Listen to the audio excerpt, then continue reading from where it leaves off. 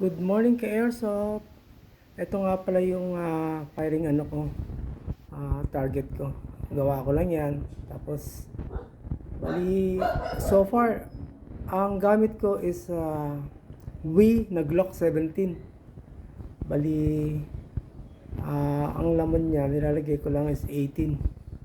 So, sa isang refill ng tank, mga 46 BBs ang nakukonsume niya.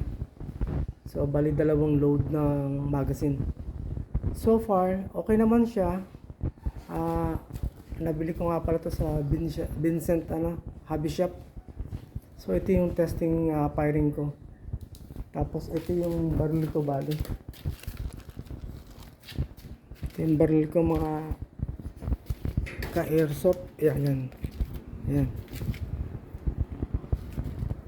Yan siya. So far, so good. Okay naman. Magandang performance. Na ang isang refill ko nakakarami na rin ng putok. Sa una lang medyo Tapos mga ka-airsoft, bali ang technique dahil bago ako, tinanggal ko muna yung pinaka-cover pag nag-refill ako kasi pag hindi ko may shoot, nasasayang lang. So yan ang technique. Tanggalin niyo yung cover sa likod ng refilling. Tapos saka kayo mag-refill ng gas niyo. So far okay naman siya. Ganda. Wala akong masabi. Very clean siya.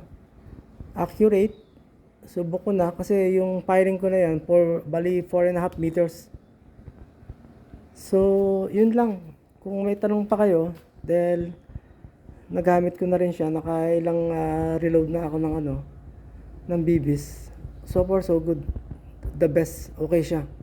Kaya recommended ko to sa Vincent Hobby Shop. Thank you.